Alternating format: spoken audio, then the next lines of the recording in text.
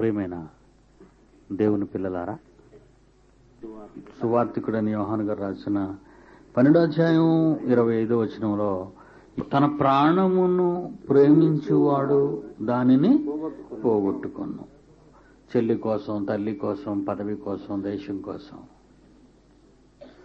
ఇలా తన శరీరాన్ని వీటి కోసమే వాడితే దానిని పోగొట్టుకుంటాడు. ఈ లోకంలో తన ప్రాణమును ద్వేషించేవాడు, అంటే నీకున్న ఈ శరీరాన్ని ద్వేషిస్తే, అంటే ద్వేషించటం అంటే మన మానవ భాషలో ఎందుకండి ఎవరి కొరకు ఉపయోగపడినది దేహం, కట్టుకున్న భార్యకు ఉపయోగపడలేదు, కన్న తల్లిదండ్రులకు ఉపయోగపడలేదు, కనుక్కున్న బిడ్డలకు ఉపయోగపడలేదు అంటారు. అంటే కేవలం దేవునికే ఉపయోగపడుతుంది ఎక్కువగా. లోకంగా అది ద్వేషం. ఈ లోకంలో తన ప్రాణమును ద్వేషించువాడు నిత్య జీవము కొరకు దానిని కాపాడుకొనునని నీతో నిశ్చయముగా చెప్తున్నాను. ఇదే శరీరాన్ని నిత్య జీవం కోసం కాపాడుకోవాలా? అయినా ఈ శరీరం నిత్య జీవానికి వెళతాదా? రక్త మాంసములు దేవుని రాజ్యాన్ని స్వతంత్రించుకోలేవని మేము చదివామండి. మరి రక్త మాంసాలు దేవుని స్వతంత్రించుకోలేనప్పుడు ఈ శరీరం దేవుని రాజ్యాన్ని స్వతంత్రించుకోదు అని అక్కడ వ్రాయబడినప్పుడు, మరి ఇక్కడ వ్రాయబడిన మాట చూస్తుంటే మాకు అనుమానంగా ఉంది. నిత్య జీవము కొరకు దానిని కాపాడుకొను. దేనిని? తన ప్రాణమును. తన ప్రాణాన్ని లోకం కోసం ఉపయోగించకుండా ఎవరైతే దేవుని కొరకు ఉపయోగించగలుగుతారో దీనిని నిత్య జీవానికి తెచ్చేసుకుంటారు అంటున్నాడు యేసుప్రభు.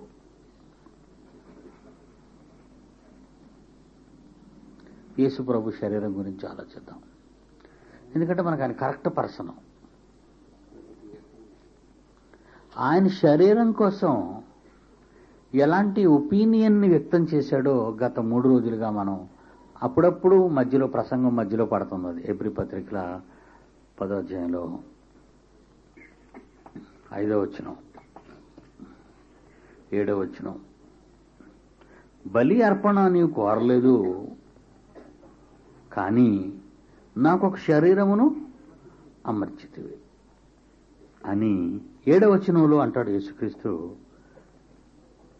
గ్రంథపు చుట్టలో నన్ను గూర్చి వ్రాయబడిన ప్రకారము దేవా నీ చిత్తము నెరవేర్చుటకు అమర్చబడిన శరీరముతో ఇదిగో నేను వచ్చి ఉన్నానంటిని.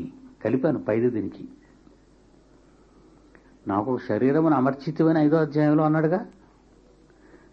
ఎందుకు 5వ వచనం ఎందుకు అన్నాడు? 5వ వచనంలో నాకు ఒక శరీరమును అమర్చితివని యేసుక్రీస్తు తండ్రితో. నీవు గ్రంథపు చుట్టలో నన్ను గూర్చి వ్రాయబడిన ప్రకారము దేవా నీ చిత్తము నెరవేర్చుటకు ఇదిగో శరీరముతో నేను వచ్చి ఉన్నానంటిని. శరీరాలతో భూమి మీదికి వచ్చిన వారందరూ, గమనించాలి ఇక్కడ, అమర్చబడిన శరీరాలతో వచ్చిన వారు అని గమనించాలి. ఎవరు మీకు ఈ శరీరాలను అమర్చారు? దేవుడు కట్టిన ఇల్లుది. ఆయన ఎందుకు కట్టుకున్నాడు ఈ శరీరాన్ని కట్టి మీకు అమర్చాడు? ఆయన చిత్తము నెరవేర్చుకొనుటకు. శరీరాలు మీకుండటంలో గల ముఖ్యోద్దేశం ఏంటంటే అమర్చబడిన వారు ఆయన చిత్తమును నెరవేర్చుటకు. ఈ శరీరం రావటానికి తల్లి గర్భంలో భయంకరమైన పోటీ జరిగింది. స్త్రీ లేక మాతృమూర్తి ఆమె గర్భంలో మనకి శరీరం రావటానికి ఒక భయంకరమైన పోటీ జరిగింది శాస్త్రీయంగా. అదేంటంటే, నీవు నేను అని అనుకుంటున్నాం ఆత్మలో, అవి తల్లిలోనికి వచ్చినప్పుడు వాటి ఆకారం సూక్ష్మాకారం, చాలా చిన్ని ఆకారాలతో వస్తుంటాం. వాటిని కణాలు అంటాం. చిన్ని చిన్నవి ఒక కణం. ఇలాంటి కణాలు తండ్రి నుండి నీ ఒక్క కణమే రాలేదు తల్లి గర్భంలోకి. ఆ రోజు మీ ఒక్క కణం రాలేదు. ఆ రోజు వచ్చిన కణాలు ఎన్నో తెలుసా? లక్షలు కోట్లు. మళ్ళంటోళ్ళు ఆ రోజు తల్లిలోకి, ఆమె గర్భంలోకి ఎంతమంది వెళ్ళామో తెలుసండి? లక్షల నుంచి కోట్ల వరకు వెళ్తారు ఆ రోజు. ఎందుకు వెళ్ళారో తెలుసా? ఈ శరీరం కోసం. అందులో ఒకే దానికి తగలొచ్చు, తగలకపోవచ్చు. బహుమానం ఒకటే. ఎంతమంది పరిగెడతారు పద్యపు రంగంలో? చాలా మంది పరిగెడతారు. అందరికీ మొదటి బహుమతి తగిలేస్తుందా? ఒక్కడికే తగులుతుంది. అలా మనం దూసుకెళ్ళిపోయాం ఒకరోజు. ఎక్కడికి? ఇదే first race in our life. బహుమతి అంటే ఈ శరీరం కోసం వెళ్ళాం. ఇది అందరికీ తగలదు. దేవుడు ఎవరికి తగిలించాలనుకున్నాడో వాళ్ళకే తగులుతుంది అది. వింటున్నారా? దేవుడు ఎవరికి తగిలించాలని వ్రాస్తాడో వాళ్ళకే తగులుతుంది ఇది. దేవుడు నీ కొరకు వ్రాయాలి, నీకు శరీరం ఇవ్వాలని వ్రాయాలి. వ్రాయబడిన ప్రకారము అన్నాడు. అందుకే ఇందాకేం చదివారు? వ్రాయబడిన ప్రకారము దేవా నీ చిత్తము నెరవేర్చుటకు ఇదిగో నేను శరీరములో అమర్చబడి వచ్చి ఉన్నాను. Very good. ఇలా మన ముందు మన వెనక ఈ రేసులో తల్లిలోకి ఎంతమంది పరిగెత్తారని మీరు అనుకుంటున్నారు? కోటాన కోట్ల కణాలు. ఈ రేసులో కోటాను కోట్లు, నీకు ముందు గాని నీ వెనక గాని. అమ్మయ్య, మా 20 ఏళ్ల దాంపత్యంలోనండి ఇదిగోనండి బాబు లేక లేక పుట్టాడు మా వరాల పుత్రుడు అంటారు. అంటే వీడికి పోటీ ఎంతమంది వచ్చి ఉంటారో ఆలోచించండి. ఇలాంటి వాడికి 20 ఏళ్ల జీవితంలో కోటాను కోట్ల కణాలు తల్లిలోకి వెళితే ఈ అయ్యగారికి తగిలింది బాడీ.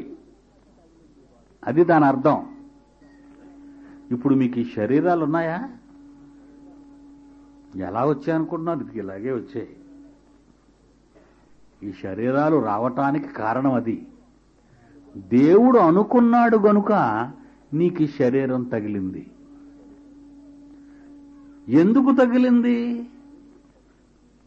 దేవుని ఇష్టాన్ని నెరవేర్చటానికి. దేవుని పనులు దీని ద్వారా నీ ఆయుష్కాలంలో, అంటే దీని ఆయుష్కాలంలో జరిగించటానికి.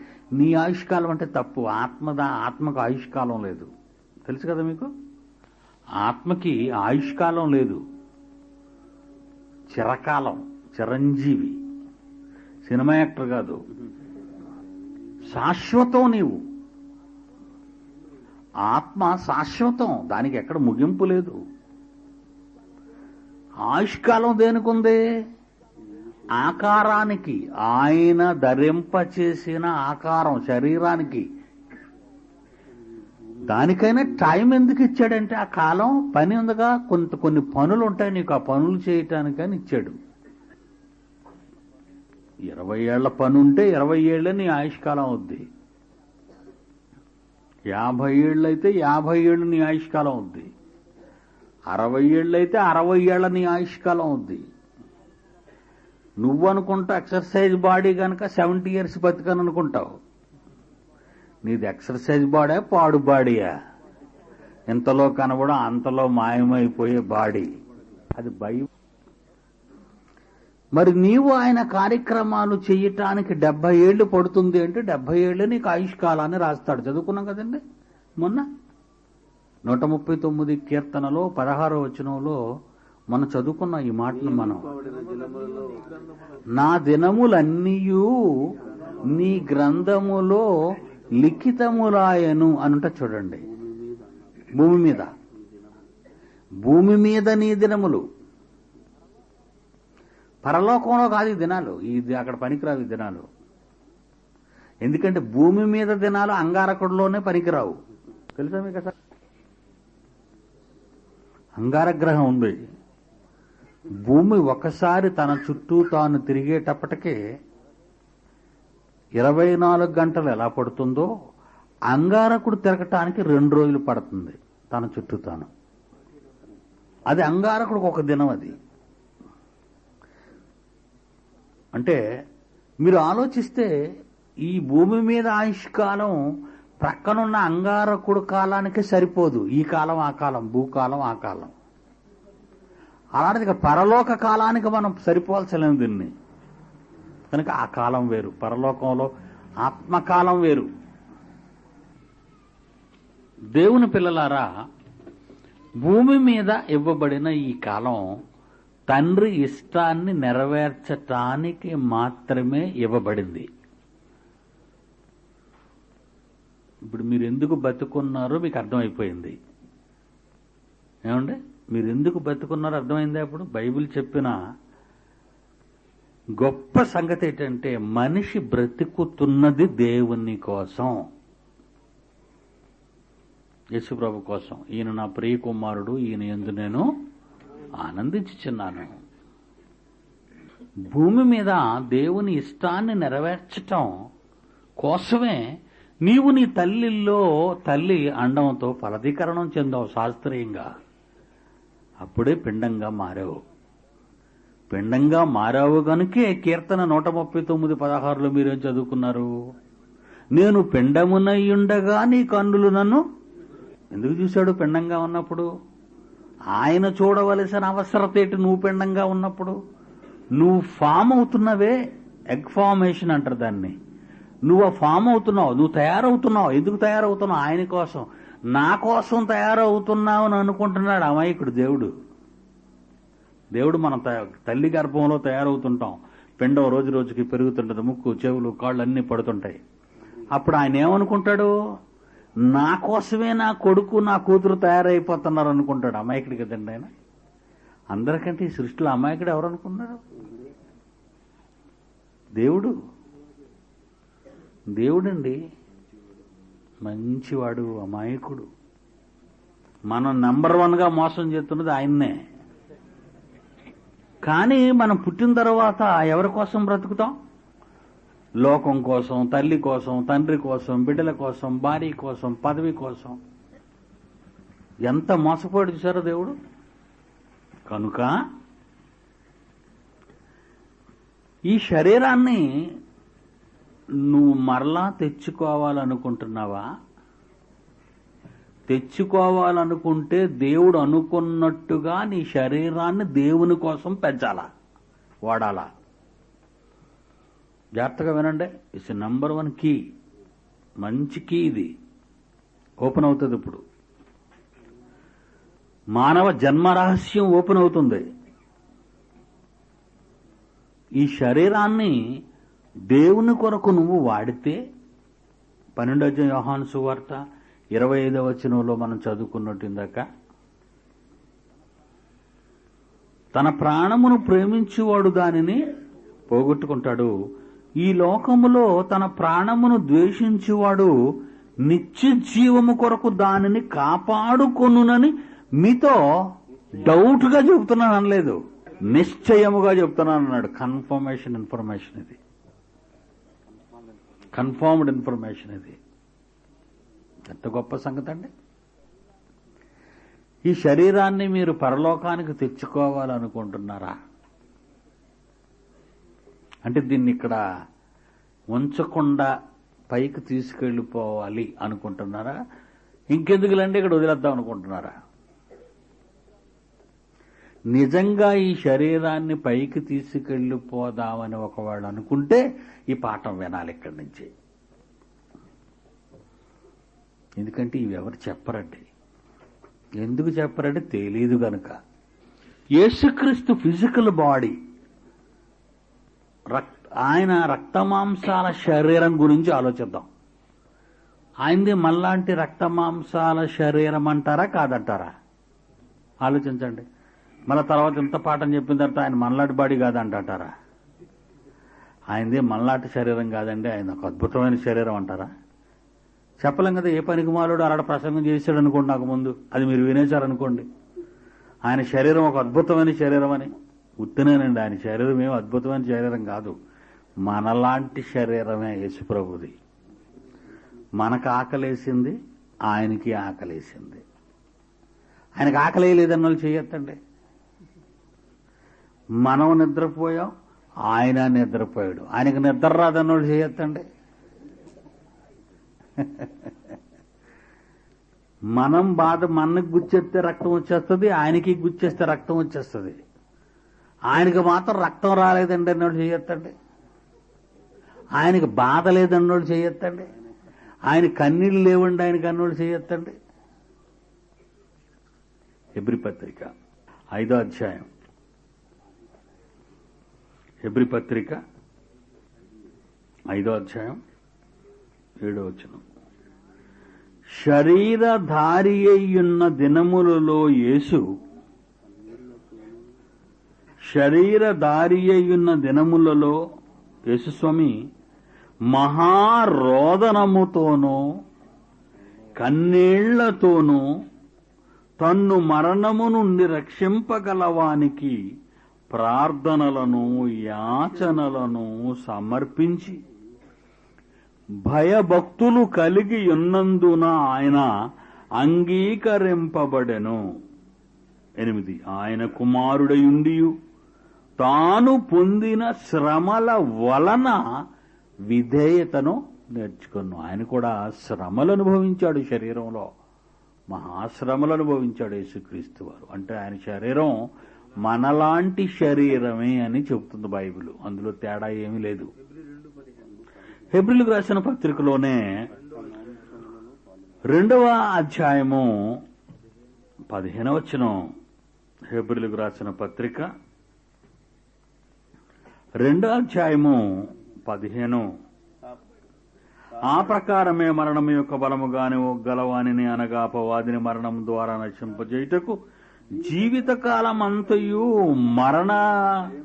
మరణ భయము దాస్యమునకు మరణ భయము చేత దాస్యమునకు లోబడిన వారిని విడిపించుటకును ఆయన కూడా ఆ రక్తమాంసములో పాలేవాడు ఆయను అంటున్నాడు. ఆయన కూడా రక్తమాంసములు ఉన్నవి అని ఆయన అంటున్నాడు. ఏమండి? కనుక యేసుక్రీస్తుడు మనలాంటి శరీరమే అని కన్ఫర్మ్ అయిపోయింది మనకి. చచ్చిపోయాడు ఆయన. మీ అందరూ తెలుసు కదండి. యేసుప్రభు వారు చనిపోయారు. చనిపోయిన తర్వాత ఏం చేశారు? యేసుప్రభుని సమాధిలో పెట్టేశారు. సమాధిలో పెట్టగానే ఆయన సమాధిలో ఉన్నప్పుడు ఆయన చెప్పినట్టుగా 3వ దినాన్ని లేస్తాడన్న మాట కొందరికి గుర్తుండినందున సమాధి దగ్గరికి కొంతమంది వెళ్ళినట్టు మనం, స్త్రీలు వెళ్ళినట్టుగా మనం లూకాసు వార్త 24వ అధ్యాయము ప్రారంభం నుంచి చూద్దాం అండి. బాగుంటది ఇక్కడ. ఎందుకంటే మనలాంటి శరీరం, ఆ శరీరం చనిపోయిన తర్వాత ఏమైంది అనేది క్లారిఫికేషన్ కావాలి మనకి. ఏమంటే ప్రతి క్లారిఫికేషన్ మీకు బైబిల్లోనే చూపిస్తున్నాను, గమనించాలి మీరు. యేసు ప్రభు శరీరాన్ని చూద్దాం. ఆయన చనిపోయాడు నిజం, సమాధిలో పెట్టబడ్డాడు నిజం. మరి ఆయన 3వ దినాన్ని లేస్తాడన్నది నిజం. ఆ నిజాన్ని కళ్ళారా చూడాలనుకొని కొంతమంది సమాధి దగ్గరికి వెళ్లారు. లూకాసు వార్త 24వ అధ్యాయంలో మరి మొదటి వచనం నుండి నెమ్మదిగా వెళదాం. ఆదివారమున తెల్లవారుచుండగా ఆ స్త్రీలు తాము సిద్ధపరిచిన సుగంధ ద్రవ్యములను తీసుకొని సమాధి యొద్దకు వచ్చి సమాధి ముందర ఉండిన రాయిని దొర్లింపబడి ఉండేట్టు చూచి లోపలికి వెళ్ళిరి గాని ప్రభువైన యేసు దేహము వారికి కనబడలేదు. శరీరం ఏమైంది? ఇప్పుడు యేసు ప్రభు లేచిపోతే లేచిపోనివ్వండి, కానీ అక్కడ శరీరం ఉండాలా? ఆత్మ లేచిపోయింది. యేసుప్రభు అంటే ఆత్మ. మరియమ్మ గర్భము నుండి తెచ్చుకున్న మట్టి శరీరం ఏది?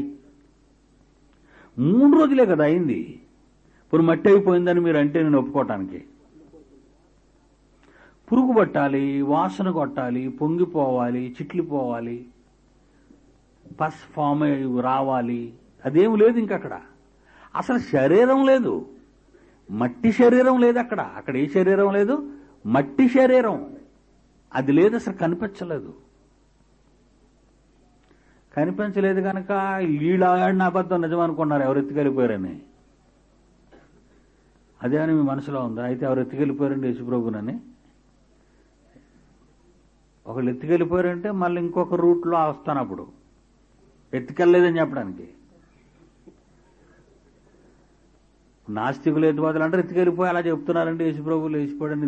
ఆనాటి అబద్ధం ఇది. ఆనాడు కూడా సమాధి దగ్గర కాపలా వాళ్ళని పిలిపించి చెప్పించారు కదా, మీరు మత్తయి సువార్తలో కనబడుతుంది అది. ఆయన మేము నిద్రపోతుండగా ఆయన శిష్యులు వచ్చి ఎత్తుకుపోయారు. వీళ్ళు నిద్రపోతుండగా ఆయన శిష్యులు వచ్చారని వీళ్ళకెలా తెలుసు? అబద్ధం కూడా అతికినట్టు ఉండాలి కదండి. అంటే ఇలాగ ఉంటుందన్నమాట. కనుక ఎత్తుకెళ్ళిపోయారంటే ఆర్గ్యుమెంట్ వేరు, మరొక రూట్లో వస్తాను నేను. మీరు ఒప్పేసుకుంటే డైరెక్ట్గా వెళ్ళిపోదాం. ఒప్పేసుకున్నారా? Very good. శరీరం ఏమైంది? ఇక్కడ శరీరం ఏమైపోయింది? లేదు ఇక్కడ. లేదంటే శరీరం లేస్తుందా? వచ్చింది డౌట్. అంతే కదండి. మరి ఆ కళ్ళు, ఆ ముక్కు, ఆ చేతులు, అదే బాడీ ఏమైంది? యేసుప్రభు బాడీ అక్కడ లేదు. అంటే ఈ శరీరమే లేచిందా? లేచింది.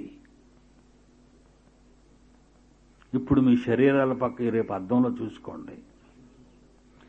ఇది అవసరం, మీరు నిలబెడితే నిలబడిపోద్ది అంటున్నాడు దేవుడు. దీన్ని మీరు నిలబెట్టుకుంటారా, లేకపోతే మట్టిలో శాశ్వతంగా ఉంచేదాల్చుకున్నారు? మీకే వదిలేశాడు దేవుడు. దీన్ని ఉంచుకుంటారో తుంచుకుంటారో మీ ఇష్టం. అవునా? దీనిని మీరు ఉంచదలుచుకుంటారో మట్టిలో ఉంచేదలుచుకుంటారో మీరే నిర్ణయించుకోండి. ఇప్పుడు ఒక్కసారి మరలా మనం లూకాసు వార్త 17వ అధ్యాయము 33 చదువుదామా? చూడండి. ఇప్పుడు యేసుప్రభు శరీరం ఇక్కడ లేదు కదా. యేసుప్రభు చనిపోక ముందు అన్న మాట ఏంటి అక్కడ ఉంది? తన ప్రాణమును రక్షించుకొనగోరువాడు దానిని పోగొట్టుకొనును, దానిని పోగొట్టుకొనువాడు సజీవముగా దానిని కాపాడుకొనును. అంటే మొట్టమొదటి యేసు చేసి చూపించాడు ఈ ప్రపంచానికి. నా శరీరాన్ని కాపాడుకుంటున్నాను చూడండర్రా అన్నాడు. నా శరీరాన్ని నేను కాపాడుకుంటున్నాను, మీరు చూడండి చేతనైతే అన్నాడు. సమాధిలోకి వెళ్లేసరికి శరీరం లేదు. అంటే ఏం చేశాడనమాట? శరీరాన్ని కాపాడుకున్నాడు. కాపాడుకోలేదంటే వదిలేసి కదండి వెళ్ళిపోయాడు. ఇప్పుడు మనకి ఇందాక ఒక కుమారుడు వచ్చాడు, ఆయన బ్యాగను కాపాడుకోలేకపోయాడు కనుక గేట్ అవతల పడిపోయింది. అది లేదు, ఆయన దగ్గర నుంచి ఊడి పడిపోయింది, అది జారిపోయింది. అది అందుకే కదండి అడుగుతున్నా, ఎవరైనా తీస్తే దయచేసి ఇచ్చేయండి అని. యేసు తన శరీరాన్ని వదిలేశాడా, తెచ్చేసుకున్నాడా? తెచ్చేసుకున్నాడు. మనం మన శరీరాల్ని వదులుకోవచ్చును, తెచ్చుకోవచ్చును. అమ్మయ్యా, పట్టుకెళ్ళిపోవచ్చు, శరీరాన్ని పట్టుకెళ్ళిపోవచ్చు. ఇక్కడ వదలవలసిన అవసరత ఏమి? మరి మన్నైనది వెనుకటి వెళ్ళి మన్నవును, ఆత్మ తాను దయచేసిన దేవుని యొద్దకు పోవును. మరి దాని సంగతి ఏంటి? అది ఎలిమెంటరీ స్కూల్ ఎడ్యుకేషన్. ఇది సూపర్ ఓపెన్ యూనివర్సిటీ ఎడ్యుకేషన్. ఇది అక్కడ ఏబిసిడీలే చదవాలి, ఇక్కడ మహాజ్ఞానం ప్రబోధించబడుతుంది. ఆ రోజుకు అక్కడ ఆలే తిద్దాలి, ఈ రోజుకి ఇక్కడ పండితుడు కావాలి, పరిపూర్ణుడవు కావాలి. అంటే జ్ఞానములో పరిపక్వమై పరిపూర్ణతలోకి వెళతాం. అంత జ్ఞానాన్ని బైబిల్లో దేవుడు రాశాడరా, మీరేమనుకుంటున్నారో గాని. మరి అక్కడెందుకు అలా రాశాడు అంటే, మరి ఆ రోజు ఏబిసిడి అయ్యే రాయాలి నువ్వు. అక్కడ నీకు పెద్ద పాఠాలు చెప్పిన అర్థం కాదు. ప్రియమైన దేవుని పిల్లలారా, క్రీస్తుకు ముందున్న వాళ్ళంతా హాఫ్ నాలెడ్జితోనే ఉండిపోయారు. తెలుసా మీకు ఆ సంగతి? క్రీస్తుకు ముందున్న తరాలు ఉన్నాయా, వాళ్ళంతా హాఫ్ నాలెడ్జీ పీపుల్ అయిపోయారు. వాళ్ళకి పాపం ఏవీ సంపూర్ణంగా తెలీదని నేనంటే మీరు నమ్ముతారా? బైబిల్ చెప్తేనే మీరు నమ్ముతారు. మీరు చిన్నింటోళ్ళు కాదు కదా. అందుకే యేసుప్రభు ఏమన్నాడు, నేను చెప్పటానికి చాలా సంగతులు ఉన్నాయి, కానీ ఇప్పుడు నేను చెబితే వాటిని మీరు సహించలేరు అన్నాడు. ఆ మాట యోహాను సువార్త 16వ అధ్యాయం 12, 13. యోహాను సువార్త 16వ అధ్యాయం 12వ వచనం, 13వ వచనం. నేను మీతో చెప్పవలసినవి అంటే యేసు ప్రభు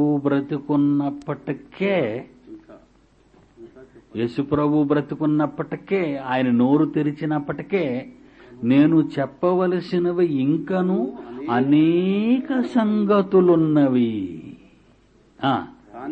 కానీ ఇప్పుడవి మీరు వాటిని సహించలేరు. చూసారా ఎలాగన్నాడో? వాటిని మీరు సహించలేరు. ఇప్పుడు మాత్రం ఇది మీరు సహించుకోగలుగుతున్నారా? ఆందోళనగా లేదు మీకు?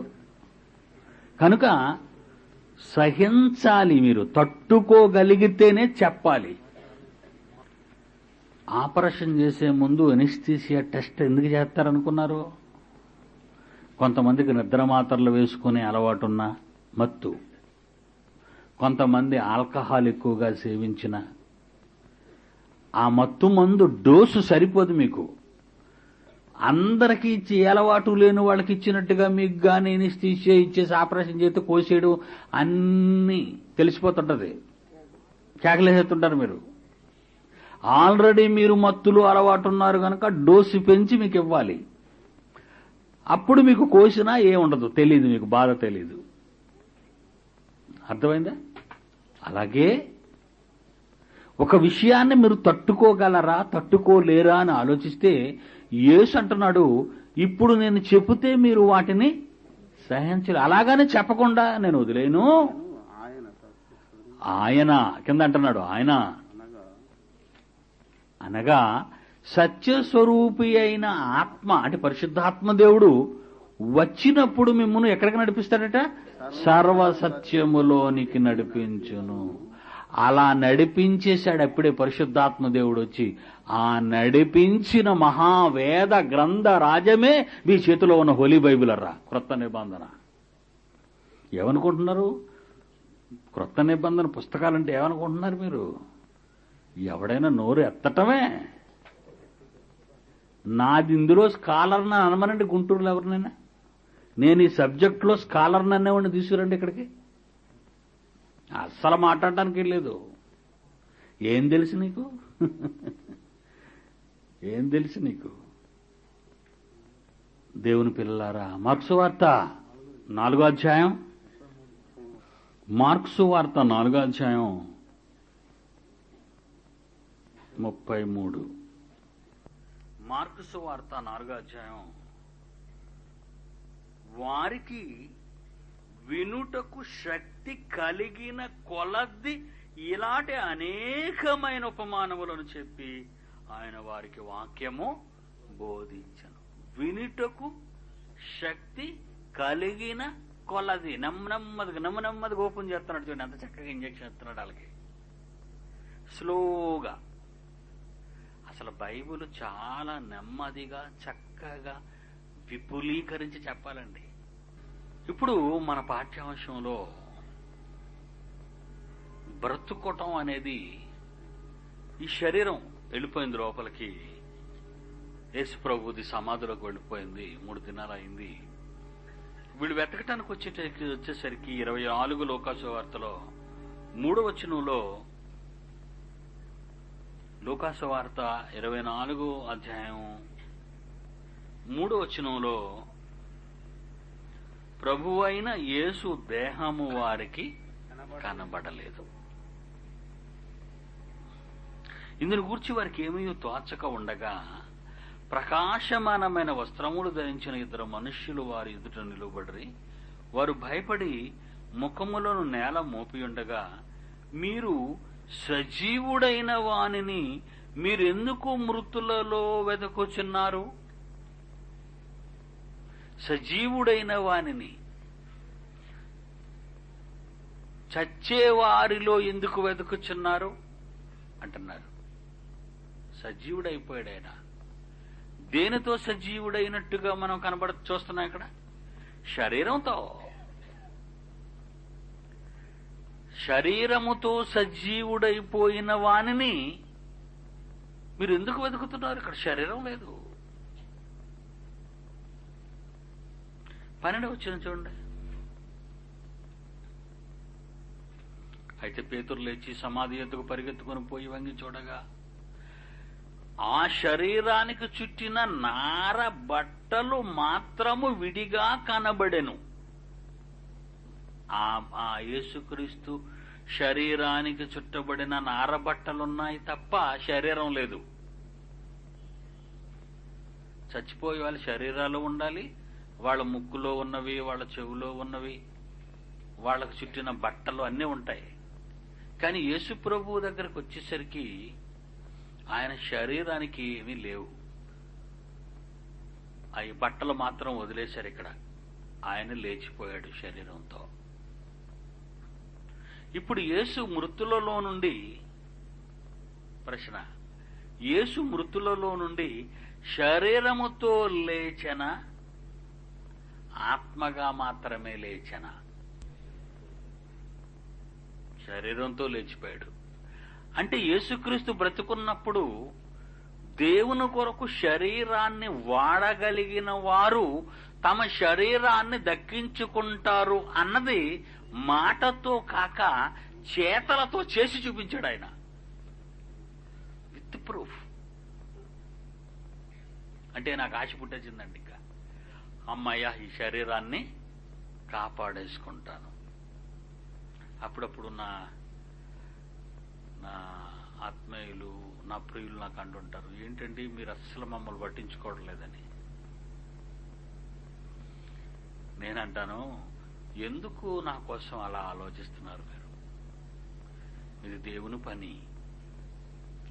మిమ్మల్ని పట్టించుకొని ఉంటే దేవుణ్ణి ఎప్పుడు పట్టించుకుంటాను? మిమ్మల్ని పట్టించుకుంటే చచ్చిపోతాను. దేవుణ్ణి పట్టించుకుంటే బతికిపోతాను. మిమ్మల్ని పట్టించుకుంటే ఈ శరీరం నాతో రాదు. దేవుణ్ణి పట్టించుకుంటే దీన్ని తెచ్చేసుకుంటాను. కనుక దేవుణ్ణి పట్టించుకుంటుండగా ఏదైనా ఛాన్స్ దొరికితే మిమ్మల్ని పట్టించుకుంటాను. నాకంటే ఎక్కువగా తన తండ్రిని గాని, తల్లిని గాని, పిల్లలను గాని, భూములను గాని, ఎండ్లను గాని ప్రేమించేవాడు అన్నాడుగా. అన్ని టర్మ్స్ అండ్ కండిషన్స్ ఆయన ఖచ్చితంగా ఉన్నాయి. కనుక మన పిల్లలు అంటారు, ఏంటోనండి నేను ఎప్పుడు ఊరు వదిలేసి 2-3 రోజులు అసలు బయట ఉండనండి, కానీ 10 రోజులైనా ఎళ్లబుద్ధి అవటం లేదంటారు. అంతే కదా? ఈ వాతావరణంకి వచ్చేసరికి మీరు ఎలా అయిపోతారంటే ఇంటికి అసలు మనసు ఉండదు. అవునా? మరీ లాగేస్తుందంటే మరి ఏం చేయలేమండి. అంటే మీరు ఇంకా డెవలప్ అవ్వలేదని అర్థం. ఒకసారి ఇందులోకి వచ్చేస్తే, ఈ వాతావరణంలోకి వచ్చి పడిపోయారనుకోండి, ఇంకా లాగదు. యేసు శరీరం లేదు, సమాధిలో లేచిపోయింది. ఈలో కన్ఫ్యూజ్ అవుతున్నారు ఆడవాళ్ళు. మగ్దలేని మరీ పెద్ద కన్ఫ్యూజన్ లో పడిపోయింది. కనబడిన వాళ్ళందరినీ అడగటానికి ప్రయత్నిస్తున్నప్పుడు ఒక ఆయన కనిపించాడు. యోహాను సువార్త 20వ అధ్యాయంలో 20వ అధ్యాయంలో కనిపించగానే 20వ అధ్యాయం యోహాను సువార్త 11వ వచనం నుంచి యేసు ప్రభు వారు అక్కడే ఉన్నారు. ఏమండి, సమాధిలో లేచిపోయాడు కదా. లేచిపోయి ఎక్కడున్నాడు? మరియ సమాధి బయట నిలిచి ఏడ్చుచుండెను. ఆమె ఏడ్చుచూ సమాధిలోకి వంగి చూడగా ఏడుస్తుంది, సమాధిలో చూస్తుంది, ఏడుస్తుంది, సమాధిలో చూస్తుంది. అయితే లేడని, ఎవరెత్తిపోయారు నా ప్రభువునని. తెల్లని వస్త్రములు ధరించిన 2 దేవదూతలు యేసు దేహం ఉంచబడిన స్థలంలో తల వైపున ఒకడును కాళ్ల వైపున ఒకడును కూర్చున్నట్టు కనబడిన వారు, అమ్మ ఎందుకు ఏడ్చున్నావు అని ఆమెను అడుగుగా, ఆమె నా ప్రభువుని ఎవరో ఎత్తుకొని పోయి ఆయనని ఎక్కడ ఉంచిరో నాకు తెలియలేదని చెప్పాను. మాకు అమాయకులు ఎత్తుకెళ్ళిపోయిన ఎక్కడ ఉంచారో చెప్తారండి. భలే అమాయకులు కనబడుతుంటారండి బైబిల్లో మనకి. అమ్మ మీ బంగారం ఎత్తుకెళ్ళిపోయి పలానా చోట పెట్టామని దొంగలు చెప్తారండి. 13 వారు, అమ్మ ఎందుకు ఏడ్చుచున్నావు అని ఆమెను అడుగుగా, ఆమె నా ప్రభుని ఎవరో ఎత్తుకొని పోయి ఆయనని ఎక్కడ ఉంచిరో నాకు తెలియలేదని చెప్పాను. ఆమె ఈ మాటలు చెప్పి వెనుక తట్టు తిరిగి యేసు నిలిచిండుట చూచాను గాని ఆయన యేసు అని గుర్తుపట్టలేదు. ఇంతకీ ప్రభువారు లేచి ఎక్కడికి వెళ్ళారు? ఎక్కడికి వెళ్ళలేదండి, ఆయన ఆ చుట్టే తిరుగుతున్నాడు. ఎంత చిత్రం అంటే, నేను లేస్తానని చెప్పాను, వీళ్ళు ఎలాగా వస్తారు? నేను కనబడకపోతే బాధపడిపోతారు కనుక నేను లేచానన్న సంగతి వాళ్ళకి చెప్పాకే పరలోకానికి వెళదామని డిసైడ్ చేసుకుని ఉండిపోయాడు ఆయన. ఆలోచించండి, ఎంత మంచి పుస్తకం. లేచిపోయాడు ఆయన, పరలోకానికి వెళ్ళలేదు, ఇంకా భూమి మీదే ఉన్నాడు. ఆ సమాధులు ఆ శ్మశానంలోనే తిరుగుతున్నాడు తన వాళ్ళు వచ్చినంత వరకు. అప్పుడేం జరిగింది? అమ్మ 15వ వచనంలో, అమ్మా ఎందుకు ఏడ్చుచున్నావు, ఎవరిని వెతకుచున్నావు అని ఆమెను అడుగగా, ఆమె ఆయన తోటమాలు అనుకొని, అయ్యా నీవు ఆయనను మోసుకొని పోయినేళ్ళ ఆయన ఎక్కడ ఉంచుతావో నాతో చెప్పు, నేను ఆయన ఎత్తుకొని పోదునని చెప్పాను. ఎంత బలం వచ్చేసిందండి ఈమెకి. మగాడంతటి మగాడిని ఎత్తికెళ్ళిపోతాడు ఎదరేసుకొని. ఆయన ఎక్కడ ఉంచుతావో నాతో చెప్పుము, నేను ఆయన ఎత్తుకొని పోదునని చెప్పాను. యేసు ఆమెను చూచి మరియా అని పిలిచాను. ఆమె ఆయన వైపు తిరిగి ఆయన ఎబ్రీ భాషతో రబ్బు నేను పిలిచిన ఆ మాటకు బోధకుడు అని అర్థం. యేసు ఆమెతో, నేను ఇంకా తండ్రి యొద్దకు ఎక్కిపోలేదు, అంటే పరలోకానికి వెళ్ళలేదు అని. తండ్రి ఎక్కడున్నాడు? పరలోకమందున్న మా తండ్రి అంటాం. ఇంకా నేను తండ్రి దగ్గరికి వెళ్ళలేదమ్మా, ఇక్కడ ఎందుకున్నానో తెలుసా? నీకోసమే. ఈ ఇన్ఫర్మేషన్ చెప్పాలి, నువ్వు వెళ్ళి ఈ విషయాన్ని చెప్పాలి. ఈ స్వామితో, నేను ఇంకా తండ్రి ఎదుకు ఎక్కిపోలేదు కనుక నన్ను ముట్టుకొన వద్దు, అయితే నా సహోదరులు ఎదుకు వెళ్ళి నా తండ్రియు మీ తండ్రియు నా దేవుడును మీ దేవుడు నేను వాని ఎద్దుకు ఎక్కిపోవచ్చున్నానని వారితో చెప్పమను. ఇప్పుడు నేను వెళ్తున్నానమ్మా తండ్రి దగ్గరికి, నన్ను ముట్టుకోకు అన్నాడు. అంటే ఒక ఆకారం కనబడుతుందా? యేసుప్రభుని పోల్చిందా? పోల్చిందంటే ఎలా పోలుస్తుంది? ఒకవేళ పాత యేసు రూపమే లేకపోతే ఆయన యేసు అని ఎలా అనుకుంటది? తోటమాలి అని ఎందుకు అనుకుంది? చీకటిగా ఉంది. సమాధిలో ఉంటే తోటమాలే ఉంటాడు, కానీ తర్వాత పోల్చింది ఆయన యేసు ప్రభు అని. పోల్చిన తర్వాత ఏటి ప్రభు నీ రూపం మారిపోయిందందా? బోధకుడా అంది, పోల్చేసింది. శబ్దం మారలేదు, ఆయన శబ్దం మారలేదు, ఆయన స్వరం మారలేదు. అంతేనా? 16వ వచనం, యేసు ఆమెను చూచి మరియా అని పిలిచిన ఆమె ఆయన వైపు తిరిగి బోధకుడా అంటుంది. నన్ను ముట్టుకోకమ్మా, నేను తండ్రి దగ్గరికి వెళతా అంటున్నాడు. అంటే యేసును చూసింది, నా యేసే అనుకుంది. నా యేసు క్రీస్తు, అదే శరీరం మళ్ళా కనబడుతుంది ఆమెకి. ఇక్కడ నేను చెప్పేది ఏంటంటే, ఆయన శిలువ ఎక్కేటప్పటికీ, ఆయన మరణించేటప్పటికీ ఆయన ఎలా చూసిందో, ఆయన మృత్యువును జయించి అదే శరీరంతో లేచినప్పుడు కూడా ఆయన్ను గుర్తుపట్టింది, అలాగే చూసింది. అంటే అక్కడ ఆమెకు అంతకు ముందు ఎలా యేసున్నాడో అలా ఉన్నట్టు కనిపించాడు. నన్ను ముట్టుకోకు, నేను వెళ్తున్నాను తండ్రి దగ్గరికి. నన్ను ముట్టుకోకు, నేను తండ్రి దగ్గరికి వెళ్తున్నాను, నేను వస్తాను, ఎక్కిపోవచ్చున్నానని చెప్పమన్నాడు. 18వ వచనంలో, మగ్దలేన మరీ వచ్చి నేను ప్రభువును చూచి తిని ఆయన నాతో ఈ మాటలు చెప్పినని శిష్యులకు తెలియజేశాను. ఆదివారం సాయంకాలం, అదే రోజు ఈవినింగ్, మార్నింగ్ కదండి లేచిపోయాడు ఆయన, ఉదయాన్నే కదండి లేచాడు. 20 అధ్యాయం 1వ వచనంలో, 20 అధ్యాయం 1వ అధ్యాయంలో ఆదివారం ఉదయం కదండి జరిగింది ఇది. 20 అధ్యాయం 19వ వచనం ఈవినింగ్ అన్నమాట ఇది.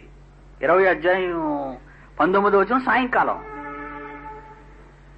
ఆదివారం సాయంకాలం శిష్యులు యూదులకు భయపడి తాము కూడియున్న ఇంటి తలుపులు మూసుకొని ఉండగా యేసు వచ్చేసాడు. ఈవినింగ్ వచ్చేసాడు. ఎక్కడికి వెళ్ళి వచ్చాడు? ఉదయం వెళ్ళి సాయంకాలంకి గుంటూరు రాలేం, విశాఖపట్నం వెళ్ళి గుంటూరు రాలేం. మేము అక్కడ ఉదయం 6 గంటలకు బయలుదేరితే ఇక్కడికి 3 అయిందండి వచ్చేసరికి. మళ్ళీ ఇటు నుంచి వెళ్ళేసరికి విజయవాడ దాటి ఏలూరు అవతలకి వెళ్ళేసరికి సాయంకాలం అయిపోతాయి. విశాఖపట్నం వెళ్ళాం సాయంకాలానికి. కానీ నేను మరో లోకం వెళ్ళి వచ్చేసాడు. అంటే ఈ శరీరం ఏమైపోతుంది? ఫ్లై అయిపోతుంది అన్నమాట.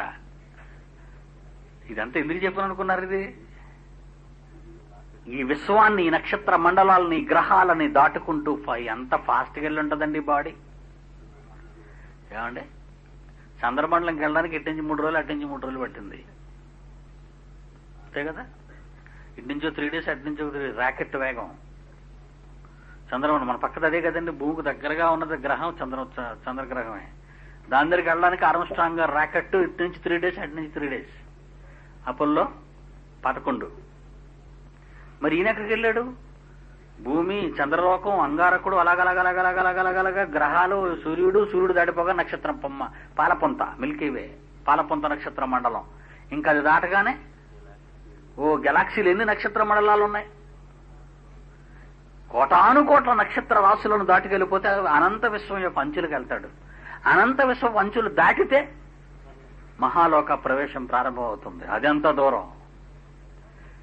అబ్బబ్బబ్బబ్బబ్బా, ఏటు సూపర్ ఫాస్ట్ ఎక్స్ప్రెస్ లాగా వెళ్ళాడు అనమాట. వెళ్ళటం, తండ్రితో మాట్లాడటం, ఈవినింగ్కి వచ్చేసాడు. ఎందుకు?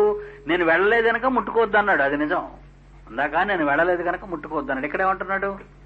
19వ వచనంలో, ఆదివారం సాయంకాలం శిష్యులు యూదులకు భయపడి తాము కూడియున్న ఇంటి తలుపులు మూసుకొని ఉండగా యేసు వచ్చి మధ్య నిలిచి మీకు సమాధానం కలుగుగాకని వారితో చెప్పను. వేసిన తలుపులు వేసినట్టున్నాయి, గోడలన్నీ ఉన్నాయి, కిటికీలు మూసేశారు, అన్ని మూసేశారు, లోపలికి వచ్చేసాడు. ఇందాకేమో బాడీ ఏమో సూపర్ ఫాస్ట్ వేగంతో వెళ్ళింది, ఇక్కడ బాడీ ఏమో లోపలికి వచ్చేస్తుంది. అంటే నీవు ధరించుకున్న ఈ శరీరం ఎలాంటి మార్పు చెందిపోయిందో చూసారా? ఏమండి, అలాంటి బాడీ మీకు కావాలా వద్దా? ఎంత మంచి బాడీ సార్! ఈ దిక్కుమాల శరీరాన్ని తీసుకెళ్ళడానికి బొంబాయి 2 రోజులు పడుతుంది. ఓ భోజనం తినకుండదు, ఆ ట్రైన్లో దొడ్లు సరిగా ఉండవు, నీళ్లు మంచి బాగా ఉండవు, నానా బాధలు పడిపోతాం. కానీ క్షణాల మీద లోకాలు దాటేస్తుంటే అలాంటి బాడీ మనకు ఉంటే ఈరోజు మన ఇష్టం అమెరికా వెళ్ళి చూసి వచ్చేస్తుండం, లేకపోతే ఏదో నక్షత్రం దగ్గరికి వెళ్ళి హాయిగా చూసి సాయంకాలం అక్కడ కూర్చొని 1 గంట మళ్ళీ వచ్చేస్తుందో. అలాంటి చక్కటి శరీరం వచ్చేసిందండి యేసుప్రభు గారు. ఆ శరీరం మీకు కావాలా? ఆలోచించారా? మీరు బాగా ఆలోచించండి. లోపలికి వచ్చాడు. చూద్దాం 20వ వచనం. ఆయన అలాగ చెప్పి వారికి తన చేతులను ప్రక్కను చూపగా శిష్యులు ప్రభువుని చూసి సంతోషించిరి. ఎందుకు చూపించాడు పక్కలో చేతులను? దెయ్యం అనుకుంటున్నారు వాళ్ళు. అంతే కదండి. లోపల తలుపులు వేసున్నాయి, లోపలికి వచ్చాడు, అదే ఫిగరు, అదే యేసుప్రభు. మరియమ్మ గారు ఉదయం చూసామన్నారు, ఎన్ని మర్చిపోయారు ఇది కనపడగానే. అప్పుడు చేతులు చూపించాడు, ఇదిగోరా మేకలు వేసిన చేతులు ఇవేనా, గాయాలు, ఇదిగో నా పక్క చూడు, బెల్లంతో పొడిచారా నా పక్కలో చూడు. అదే శరీరం, సమాధి నుండి లేచిన శరీరం. తన ప్రాణము రక్షించుకొన గోరువాడు దానిని పోగొట్టుకొనును, దేవుని నిమిత్తము తన ప్రాణాన్ని శరీరాన్ని పోగొట్టుకునేవాడు దానిని కాపాడు. ఈ రోజు నువ్వు బ్రతికున్నావు అంటే దేవుడి కోసమే బ్రతికున్నావేమో. నువ్వు వచ్చి నీ శరీరాన్ని దేవుని కొరకు అర్పణ చేసుకుంటావో ఉండిపోతావో నిర్ణయించుకో. ఇది అనంత జ్ఞానం. సగం అయింది. కళ్ళు మూసుకోండి.